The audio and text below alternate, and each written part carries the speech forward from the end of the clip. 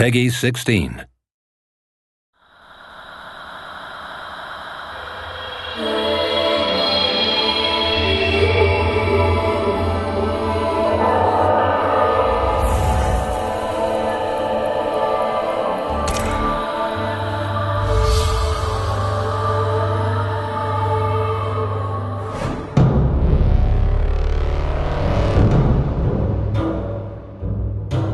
Beginning of the project, we had this core idea of adapting Journey to the West and giving it our own visual style. We've tried to really give it something different, a different twist. When we decided that this would be based 150 years in the future in a post-apocalyptic world, we were very well aware that it's a trope, it can be a cliche. We actually saw a program called Life After People. And they showed what would happen to these major cities in the future when people are gone. Within a few hundred years, the world basically becomes unrecognizable. So we decided, let's start in New York and make it a journey actually across the US. We didn't want to be depressing about it, like a lot of post-apocalyptic movies are depressing and games. We wanted to kind of make a fantasy that was like Miyazaki movies, where everything's different and everything's colourful and it's just a window into a totally different fantasy world.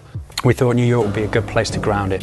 If nature is reclaiming, then you need something to be almost aware of. Our style in terms of art is also very colourful, so we always want to put colour into all our games, and we want to add post-processing effects that you would normally see in movies to kind of make the image just feel alive.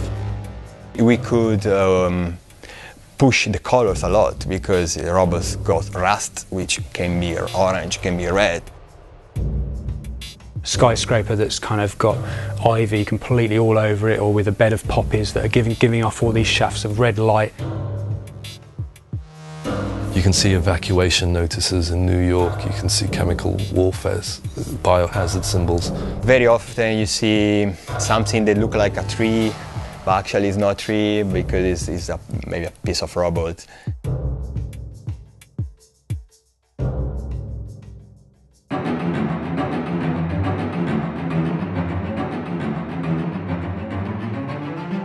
The idea of monkeys is come from the legend of Monkey, the Journey to the West, you know, the book.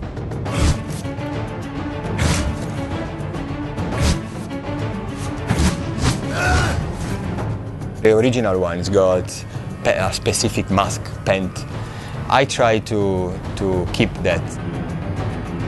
Some people won't be aware of some of the subtleties that we've got in, but there's obviously the staff and Monkey's cloud.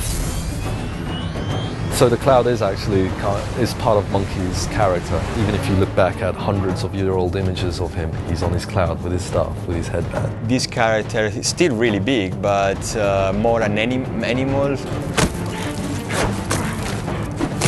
So you can see in the animation, especially when you jump one building to another, it really looks like kind of Tarzan, like in the jungle, you know, like really like a monkey. The other character is Trip. Little by little, her personality, fragile, and her personality come out, and you feel more attached to her. The third main character in the game is Pigsy. He's got like pin-up tattoos everywhere. He's got girls, thinking about girls all the time. Trip, is that you? Pigsy! You don't have to have any interest in the book or the TV series or anything to appreciate the game. It's just a good story with good characters and a rich world.